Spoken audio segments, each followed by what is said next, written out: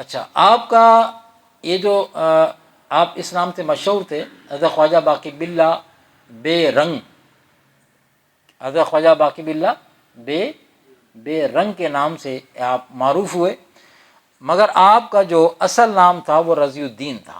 کیا؟ رضی الدین رحمۃ اللہ علیہ، باقی باللہ رحمۃ اللہ کے نام سے آپ مشہور ہوئے۔ 12 جولائی 1564 عیسوی میں بمطابق 971 ہجری کو آپ کابل میں پیدا ہوئے۔ اب دیکھیں ان لوگوں کا کام، دیکھیں کہاں پیدا کہاں ہوتے ہیں اور کدھر آتے ہیں۔ آپ کے والد قاضی عبدالسلام کا تعلق سمرقند سے تھا، لیکن وہ عرصے سے کابل میں مقیم تھے۔ حضرت خواجہ باقی باللہ رحمۃ اللہ علیہ نے علوم ظاہری مولانا محمد صادق حلوائی سے حاصل کی، جن کا شمار وقت کے کبار علماء اور شعراء میں ہوتا تھا۔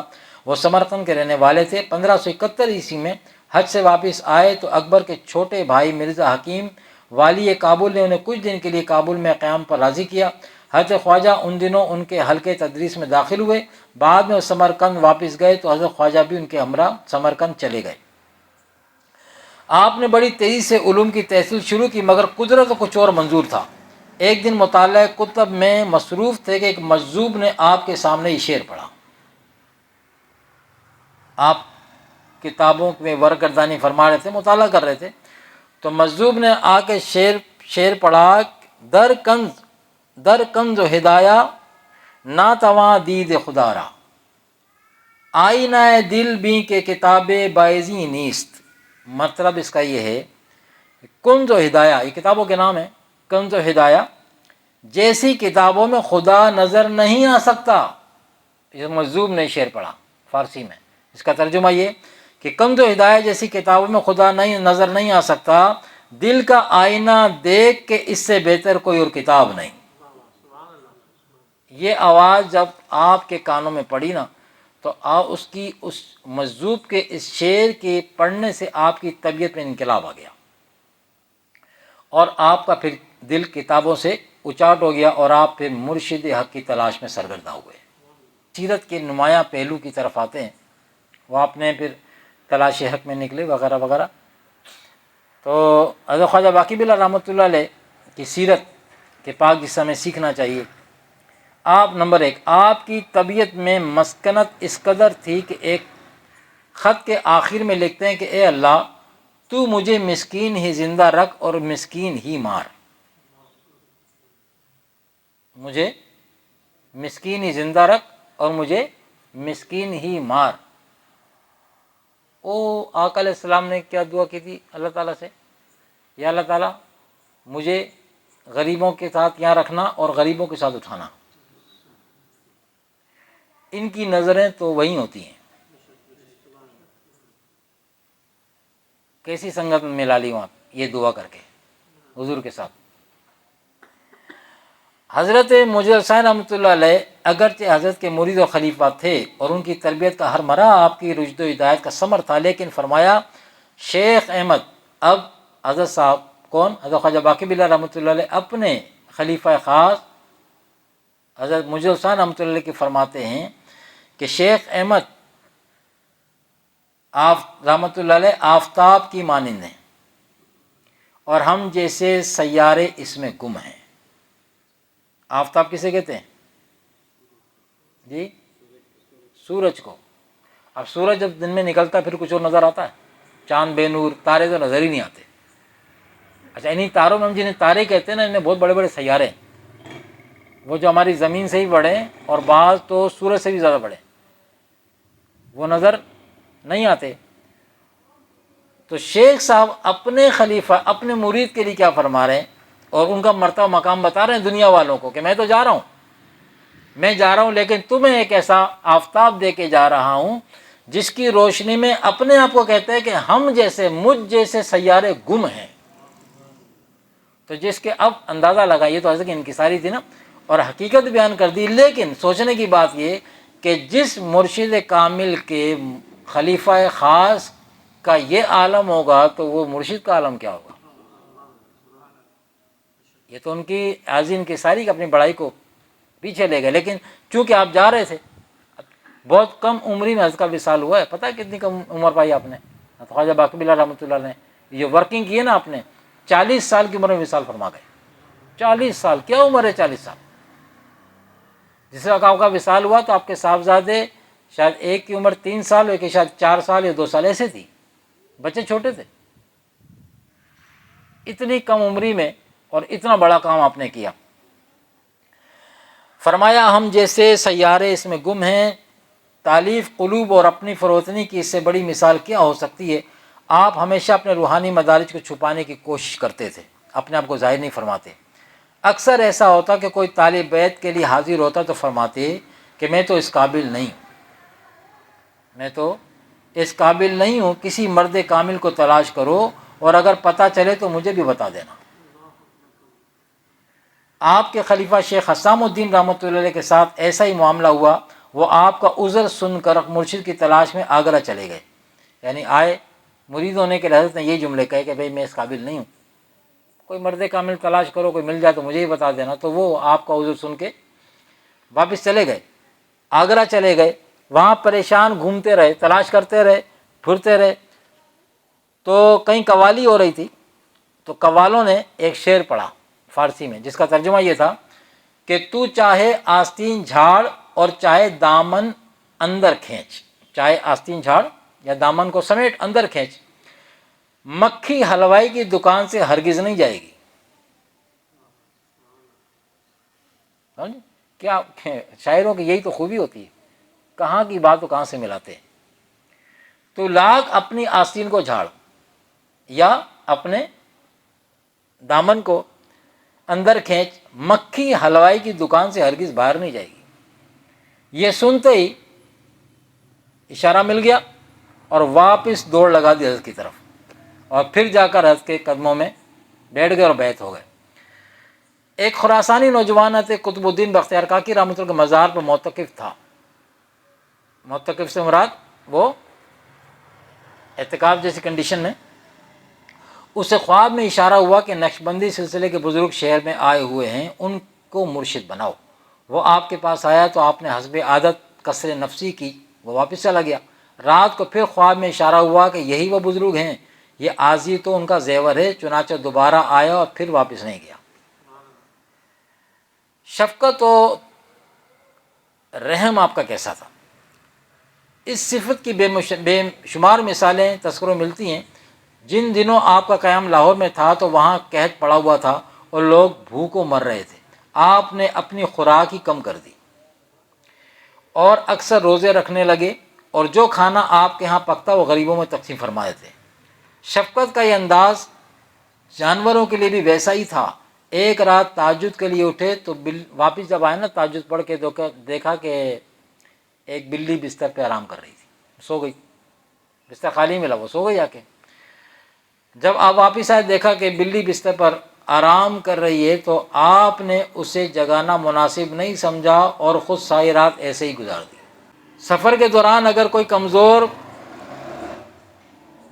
پیدل چلنے والا نظر آ جاتا تو اسے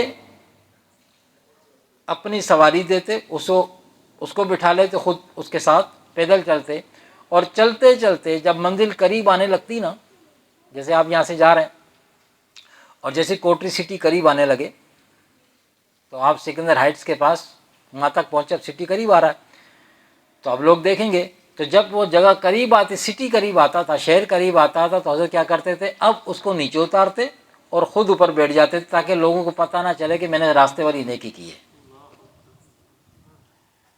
ہم تو جب تک ڈنکے نہ بجاتے ہیں ہمیں تو سکون ہی حاصل نہیں ہے۔ بہانے سے کسی نہ کسی کو کچھ نہ کچھ بتانا، کسی نہ کسی بہانے، اول تو کرتے نہیں، کرتے پھر ڈنکے بہت بجاتے ہیں۔ تو یہ تعلیمات ہیں، یہ تربیت ہے ہمارے مشائخ کی۔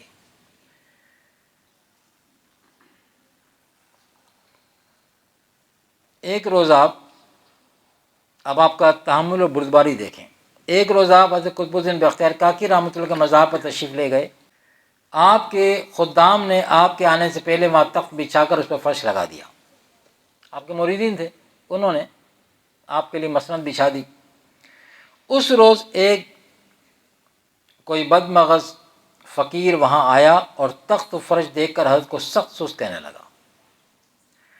اس کی ہرزہ گوئی پر آپ کے خدام غصے میں آئے، مگر آپ نے سختی سے انہیں خاموش رہنے کی جگہ ہدایت کی اور خود اس بد زبان کے پاس جا کر معذرت کی کہ میں تو اس قابل نہیں، یہ سب کچھ میرے علم میں لائے بغیر ہوا ہے۔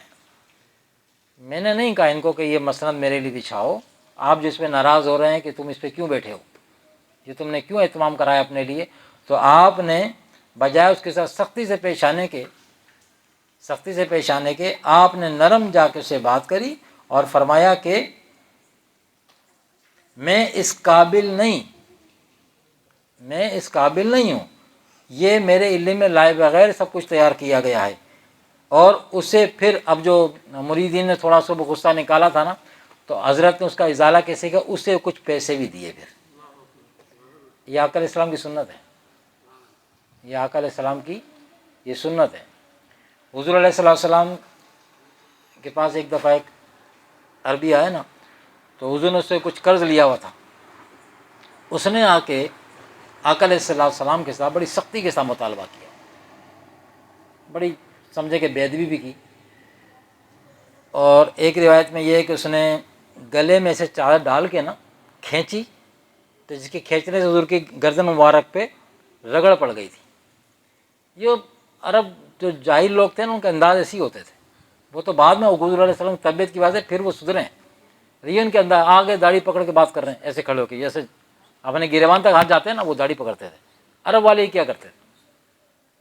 ایسے ہی ایک عربی اور آیا تھا، تو حضور وہ مسلمان نہیں تھا، اس منافق تھا، اس نے حضور علیہ السلام کے پاس آ کے جب بات کرنی شروع کری تو اس نے اپنا ہاتھ بڑھایا تھا حضور کی طرف، حضور کے چہرے کی طرف ہاتھ بڑھایا، تو حضرت عمر فاروق غالباً رضی اللہ عنہ کھڑے تھے، آپ نے اس کے ہاتھ پہ تلوار کا دستہ مار کے نیچے گرایا، نیچے کرا۔ یہ وہ نہیں کہ جاتے تیرا ہاتھ اس طرف جائے گا، یہ ہاتھ ہم کاٹ دیا کرتے ہیں۔ تو یہ ادب و آداب زندگی، یہ تو رسول نے سکھایا کہ سب کہ تم آپس میں بھی ایسے نہیں کرو۔ تو وہ آیا نا، اس نے حضور علیہ السلام سے قرض کا تقاضا کیا۔ اب ہوا کیا ہے کہ جو آقا علیہ السلام نے اسے جو قرض کی ڈیٹ دی تھی، ابھی اس میں مہلت باقی تھی۔ مثال کے طور پر وہ 1 یا 2 دن پہلے ہی آ گیا، اور پہلے آ کے اس نے مطالبہ جس انداز میں کیا، بڑے غلط انداز میں کیا، جیسے لیٹ ہو گئے۔ تو اس کے اس انداز سے بات کرنے پر، اس کی حرکت کرنے پہ صحابہ کرام کو غصہ آیا، اور صحابہ کرام نے اس کی تھوڑی خبر لی۔ آقا علیہ السلام نے صحابہ کرام کو روک دیا کہ نہیں، اس کو چھوڑ دو، اس کو چھوڑو، کتنا تمہارا قرض ہے جو بنتا ہے تمہارا۔ تو وہ اس کا ادا کیا، اور پھر فرمایا کہ اس کو اتنی کھجوریں اور دے دو ایکسٹرا۔ تو یہ ایکسٹرا کیوں؟ فرمایا یہ تم نے اس کے ساتھ زیادتی کی ہے نا، یہ تم نے اسے زور و کوب کیا ہے، یہ اس کے بدلے میں دو۔ اب بتاؤ، ہے ہمارے اندر اتنا حوصلہ یہ سب کچھ کرنے کا؟ تعلیمات مصطفی تو یہ ہیں، تعلیمات مشائخ تو یہ ہیں، یہ حضرت نے وہ کام کیا، یہاں پہ حضرت نے وہ کام کیا کہ اس کا ناراض ہونا بنتا بھی نہیں تھا، آپ پر بنتا بھی نہیں تھا، لیکن اس کے باوجود آپ نے بڑے صبر و تحمل کا مظاہرہ کیا، اور سنت رسول پر عمل کر کے اس کو کچھ اور درہم و دینار بھی عطا کیے۔ آگے چلیے، آپ کے مخلص عمرہ آپ کے پاس رقوم بھیجتے تاکہ آپ فقیروں میں تقسیم فرما دیں، آپ اپنے پاس سے بھی کچھ رقم ملا کر پھر اسے تقسیم کر دیتے۔ اس کے باوجود بعض دفعہ کچھ حریص فقیر زبان درازی کرتے، لیکن آپ ہمیشہ بردباری سے کام لیتے اور اپنے اصحاب سے فرماتے کہ تحمل راہ عرفان کی دلیل ہے، تحمل راہ عرفان کی دلیل ہے۔ یعنی جب آپ تحمل آپ کو کرنا ہی اس وقت پڑتا ہے جب آپ کے ساتھ کوئی زیادتی کر رہا ہو، اسی وقت کرے گا نا آدمی۔ برداشت، صبر، تحمل۔ ایک شخص آپ کے پڑوس میں رہتا تھا اور طرح طرح کی شرارتیں کیا کرتا تھا، مگر آپ سب برداشت کرتے تھے۔ ایک دفعہ آپ کے کسی با اثر مرید نے اسے کوتوال کے ہاتھوں گرفتار کرا دیا۔ آپ کو معلوم ہوا تو آپ مرید پر ناراض ہو گئے۔ اس نے کہا حضرت وہ بڑا فاسق و شریر ہے۔ آپ نے سرد بھری، جیسے کہتے ہیں نا سرد بھری، اور فرمایا کہ ہاں تم اپنے آپ کو صالح خیال کرتے ہو اور تمہیں دوسرے فاسق نظر آتے ہیں. حالانکہ وہ تھا ایسا لیکن پھر تربیت فرما رہے ہیں. فرمایا کہ ہاں تم اپنے آپ کو صالح خیال کرتے ہو اور تمہیں دوسرے فاسق نظر آتے ہیں. ہم کیا کریں؟ ہمیں تو وہ اپنے سے کسی طرح برا معلوم نہیں ہوتا. یہ سن کر مرید نے اسی وقت اسے کیسے رہائی دلوائی اور توبہ کی. تربیت شیخ. خدمت خلق و زہد میں کیا معاملہ تھا؟ اگر کوئی حاجت مند آپ کے پاس آتا تو اس کی سفارش فرما دیتے، لیکن اپنی ذات یا اپنے خاص درویشوں کے لیے کوئی دنیاوی تدبیر نہ کرتے. فرماتے کہ جس کسی کو ہم سے مالی امداد ملے وہ سمجھ لے کہ اس کے ساتھ ہماری دینی محبت کم ہے. جس کسی کو ہم سے مالی امداد ملے نا، لوگ طلب لے کے آئے کہ ہمیں کچھ مالی طور پہ کچھ مدد ہو جائے، فرمایا جو مالی مدد کی تمنا لے کر آئے وہ سمجھ لے کہ پھر ہماری دینی محبت اس سے کم ہے. جب کوئی امیر آدمی خانقاہ کے درویشوں کی امداد کی اجازت طلب کرتا تو آپ ان سالکین کے لیے جن کی نسبت آپ سے قائم ہو چکی ہوتی اجازت نہ دیتے اور فرماتے کہ میرے خاص خادموں کی زندگی میری طرح فقر، ذوق، توکل اور قناعت سے بسر ہونی چاہیے. ہاں عام لوگوں کے لیے اجازت دے دیا کرتے تھے. خوراک و پوشاک اور عبادت. کھانے اور کپڑے کا کچھ التزام آپ کے مزاج میں نہیں تھا. اگر کتنی ہی مدت کوئی غیر مرغوب کھانا ہوتا تو کبھی نہ فرماتے کہ اسے بدل دو یا اور پکاؤ. اگر کپڑے میلے ہو جاتے تو یہ نہ فرماتے کہ نئے کپڑے لے آؤ. آپ کا مکان نہایت تنگ اور شکستہ تھا، اس کی درستی کا کچھ خیال نہیں فرماتے. باوجود ہے کہ آپ نہایت نحیف و کمزور تھے مگر دوام ذکر اور کثرت عبادت میں مشغول رہتے. نماز عشاء کے بعد حجرے میں تشریف لے جاتے اور مراقبہ کرتے. جب کمزوری زیادہ معلوم ہوتی تو اٹھتے، وضو کرتے اور دو نفل ادا کرتے اور پھر دوبارہ مراقبے میں چلے جاتے. اسی طرح ساری رات گزار دیا کرتے تھے. اللہ. رشد و ہدایت کے فن میں آپ کو کمال حاصل تھا. صرف 3-4 سال کے عرصے میں آپ نے اس میدان میں جو عظیم کامیابی حاصل کی وہ بہت کم بزرگوں کے حصے میں آئی. حضرت مجد ثانی رحمۃ اللہ علیہ نے آپ کے طریقہ تعلیم اور مرشدان شان کی اپنی کتاب مبدع المعاد میں ان الفاظ میں تعریف کیے. امام ربانی رحمۃ اللہ علیہ اپنے مرشد کے لیے فرماتے ہیں کہ ہم حضرت خواجہ رحمۃ اللہ علیہ کی ملازمت میں 4 اشخاص ایسے تھے کہ باقی سب اصحاب میں ہم امتیاز رکھتے تھے. سارے مریدوں میں 4 ایسے تھے جو بڑے مخصوص تھے اور ممتاز تھے، اور ہم میں سے ہر ایک کو حضرت خواجہ خسرو سے جدا جدا معاملہ تھا. اور یہ فقیر یقین سے جانتا تھا کہ آن سرور علیہ الصلوۃ والسلام کے بعد ایسی صحبت اور ایسی تربیت اور ارشاد ہرگز وجود میں نہیں آئی تھی. اس نعمت کا شکر ادا کرنا چاہیے کہ اگرچہ ہم خیر البشر علیہ السلام کی صحبت سے مشرف نہ ہوئے تاہم اس صحبت کی سعادت سے بھی محروم نہیں رہے. سمجھے بات؟ آپ فرماتے ہیں کہ آقا علیہ الصلوۃ والسلام کے بعد، آپ کی ظاہری حیات کے بعد، وہ جو آپ کی صحبت کے فیض و برکات تھے، اثرات تھے، فرمایا کہ وہ دیکھنے میں نہیں آئے اور ایسی تربیت اور ایسا ارشاد وجود میں ہی نہیں آئی. اس نعمت کا شکر ادا کرنا چاہیے. کس نعمت کا؟ حضرت خواجہ باقی باللہ رحمۃ اللہ کی صحبت. فرماتے اس نعمت کا شکر ادا کرنا چاہیے کہ اگرچہ ہمیں حضور علیہ السلام کی صحبت سے تو ہم مشرف نہیں ہوئے تاہم اس صحبت کی سعادت سے بھی محروم نہیں رہے. آگے فرماتے تمام امور میں آپ کا عمل عزیمت پر تھا. سما اور رقص و وجد کو آپ کے ہاں دخل نہ تھا، حتیٰ کہ ایک دفعہ ایک شخص نے بلند آواز سے کہہ دیا اللہ.